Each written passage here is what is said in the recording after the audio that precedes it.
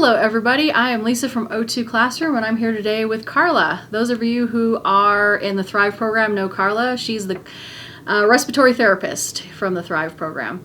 So today we're here to talk to Carla about the vaccine. We've had a lot of questions, a lot of fear, a lot of anxiety about vaccines. So just on Tuesday, I think Carla got her second vaccine. So she's here to talk about some things she's seen and her experience with that.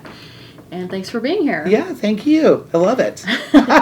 So which vaccine did you get? So I got the Moderna vaccine because the area that I'm in, we can't get Pfizer because obviously it has to have that refrigeration. Okay, gotcha. So no choice, and that's what we got. And okay. And did you have any reactions or? So when I first got my vaccine, the very first one, I ended up having kind of a little bit of a headache, but not anything horrible. My arm was obviously sore, and they always say, oh, it's like the flu shot. To me, it was not like the flu shot. It was like the tetanus shot. That one has a big pack, right?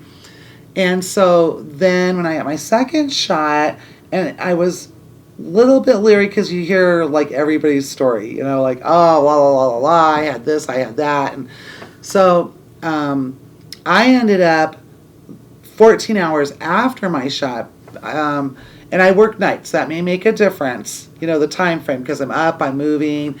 I ended up getting up in the middle of the night with chills, which were not horrific, but not obviously pleasant, right? Got up, went back to bed, got back up, had a little bit of like waves of nausea, but I never was like throw up or anything like that. And I was tired and I slept all day. Now, some of the other people that I work with that I had it the same day, they had anywhere from like, oh, I just had a sore arm and a little bit of a headache. Other people had, like bad backaches and things like that. And the ones that I know that were probably worse also had underlying conditions like lupus or autoimmune things or whatever. And I don't know, for me, it wasn't horrible. But I had to take off work for that first 24 hours. Okay. But it was worth it. It's like 24 hours of misery if that gives me, 95% or more immunity. Right. And you don't have COPD or any lung conditions, but you do have other considerations. So I have other considerations. So I started out at the first of the year last year, and I had people may know or they may not know what the definition is, but I had an MI.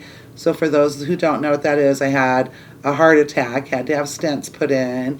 So I didn't start my year out super fantastic. No. And then I have diabetes, and I'm over 50, but I'm not going to say how much over, but I'm still under the 70 range. So I had all these risk factors, and the heart attack was like January, mid-February, we're getting hit full-blown with COVID. So I was like, wow, I wonder if I'm going to get this and die now after everything. Because that was the whole general feeling in the onset of COVID, because nobody really knew what was what. And your mom also your mom is on oxygen, right? Yes, so my mom's on oxygen, and that was another big issue for me too, because my mom had lung cancer like 2 years ago, had to have a lobectomy, and is on oxygen all the time. All right. So the best way to talk about my work situation is I work in a different state than the one that I live. I stay with my mom 7 days, and then I come back home for 7 days. So I'm actually at this point thinking I have to be super careful, not only for myself, but for her, because if I bring it into the house, how is that going to work out? Right? So we were, we did everything that we were supposed to do, tried to be as careful as possible, research, kind of keep her in her little bubble, like you can't go out and get groceries or, Right.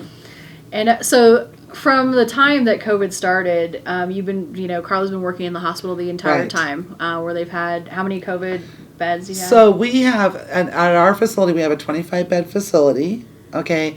And out of the 25 beds that we have actually enhanced our availability. So currently, we could take up to, I think we've determined 13 patients. We've had to expand it to that point. But throughout all of COVID, we've had at least a third of the hospital encompassed with COVID patients. Okay. And so I live in Colorado. We live in, we both live in the West. Her hospital isn't in Colorado, but we had sort of a spike after Thanksgiving out here in the West. So of the people that, you interview the people that come in to try to figure out where they got it and what, for the most part, was it gatherings? Was it, just everyday living? Was it traveling? Like, where do you... I think the majority of it was people gathering, because it sounded like, we had a bunch of people come in for Thanksgiving, or we went to, like, the farm auction, or we went to the wedding, different things like that. And then, of course, we're in a smaller community, right? Okay. So, I do think, personally, part of the spike is because you're in a smaller community. They felt like they were really safe, but then, if Joe gets it, but he doesn't believe in the mask, and he goes to the local grocery store, they always stop and shoot the breeze, and, Sure. Yeah, of course. Okay. Well, and we've had a lot of some questions on our forum. Carla's on our forum, and sometimes she answers questions for us in there. And if you watch O2 Classroom, you always hear me say, I need to ask Carla. Some things I don't know. So, so one of the questions we had in there is people were asking, for those with COPD who are on corticosteroids, sometimes their immune system is compromised. So how does that change, an advice to get the vaccine, to not get the vaccine? Right. So my thing is, I'm not going to tell anybody that they need to get the vaccine, because that's a personal issue for everybody. However, I do say that you need to talk to your doctor, and if you think about everything that you've heard on the news, it's anybody who's at risk, okay? And risk is autoimmune issues. If you're on steroids and you have an autoimmune issue that's causing you to have an autoimmune issue, then obviously you're at risk, right? The next thing is, then that would be between you and your doctor. And the doctor could say, let's just take you off these steroids if we can. Or let's not take you off, but you're still at risk, So by all means, visit with your doctor and be open-minded about it. Because I tell everybody, you need to listen to what your doctor says and trust them. If they say you're at risk and you should get the shot, you really should, have a good heart-to-heart with yourself over why you wouldn't want to get the shots. Right. And of the people that you've seen either at your facility or other places who've gotten it, who've had a reaction, what kind of reactions did they have? What were other factors at play, like allergies or what? Right. And we've had nobody that's had like an acute reaction, like you feel a little crappy for 24 hours or whatever. Okay. Sure.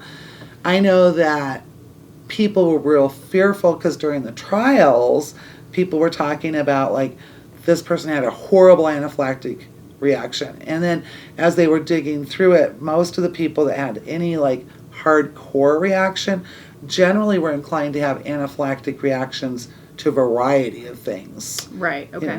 Whether it's a vaccine or a bee allergy or nuts or, basically whatever, know. So, and I've not seen any of that. And I actually haven't really heard, even on the news of, I think there was one person I heard of in Alaska, but you think one out of how many? Right. Yeah, I mean, in Facebook, there's always sort of an anecdote, a friend of a friend of a friend of a friend, and some and nuggets of truth get sprinkled along the way. So, we don't know.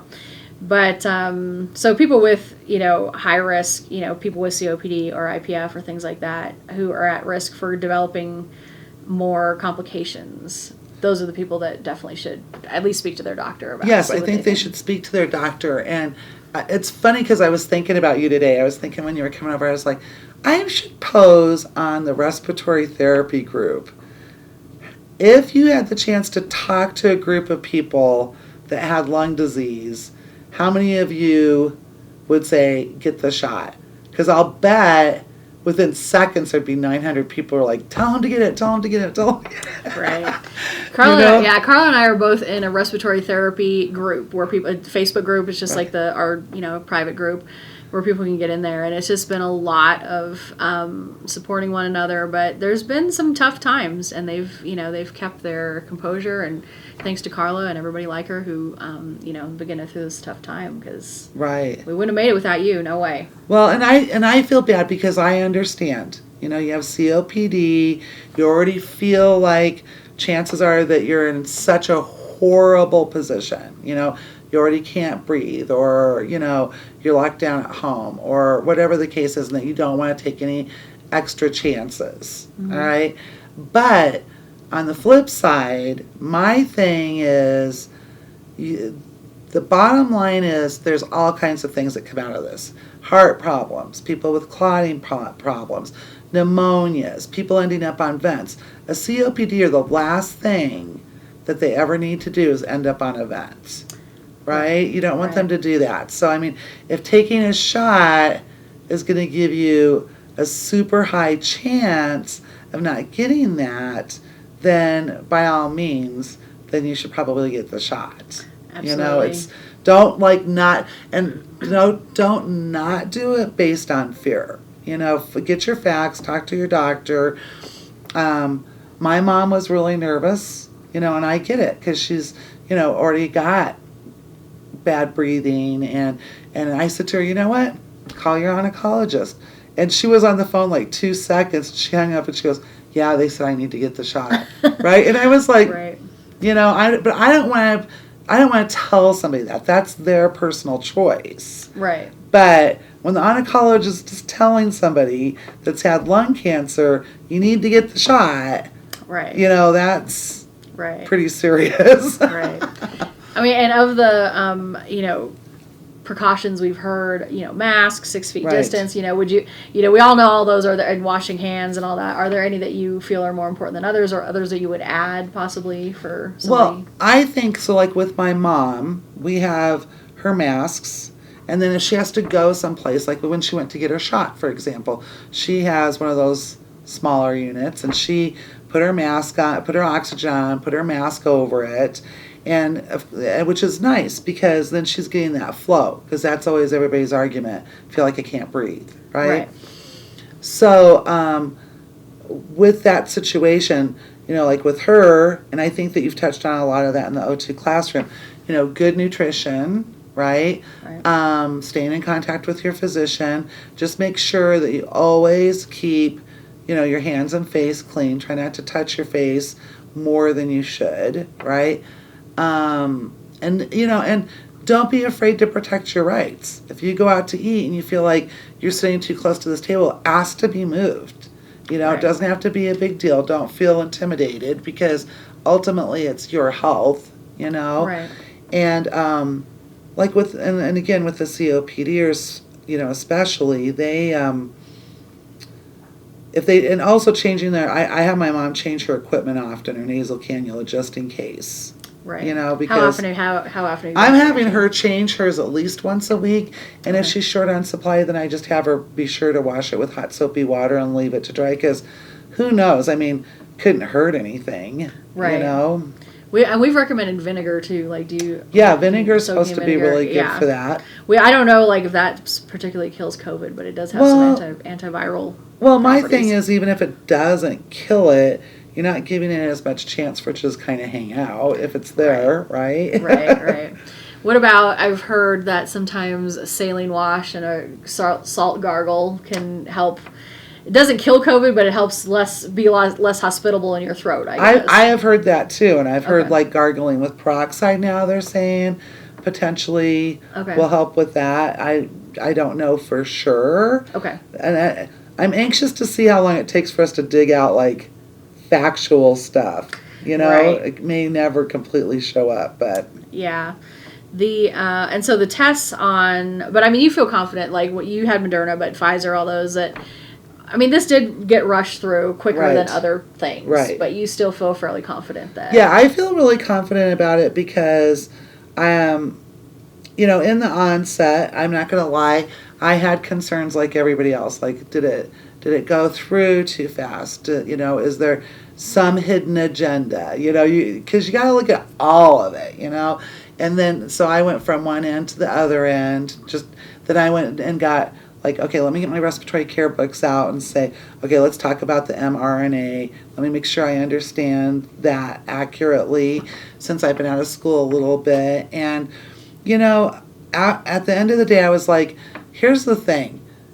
Simply watching a commercial on TV for any drug, there's like gazillions of, adverse reactions. If you get this, or you might get this, or you might get that. And I don't think that it's going to be any different than even if they had gone through all of this with the Moderna and things like that, because, that's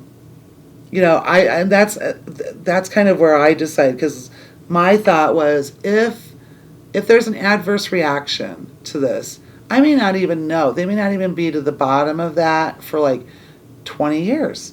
Well, do I want to take that chance? Like, oh, well, and so one of the things that for me is when I listen to people talk, that I literally almost have to bite my tongue off, because I don't want people to think that I'm going to try to influence them, because I want to give them the information that I have so that they can make an informed decision. But I also think to myself, if you're going to sit around and wait and see how people react to this, right?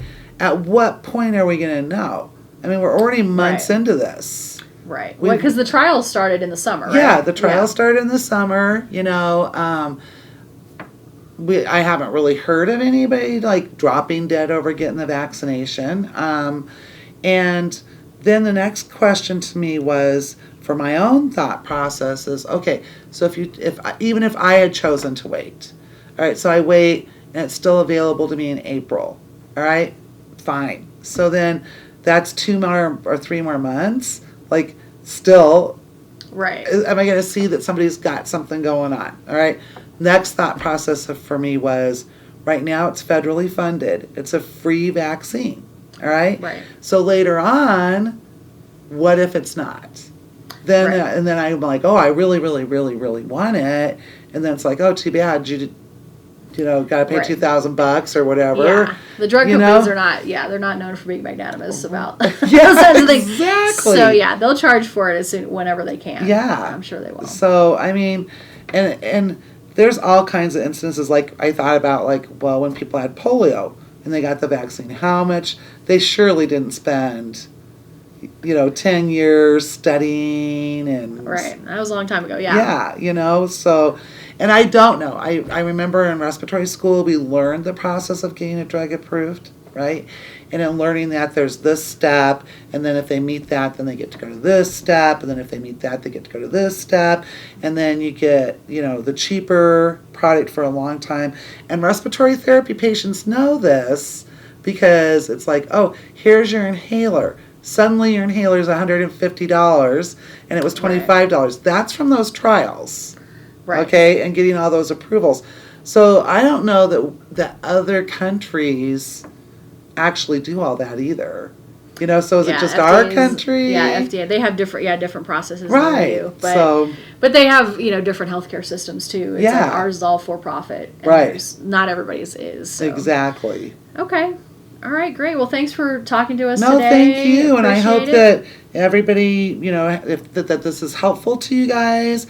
And if you have any further questions, just shoot them to Lisa or put them in the comments. In the comments, and I'll answer them the best I can. I just want everybody to just make good decisions for themselves. Talk to their doctors. Do what's best. Ultimately, it's your decision.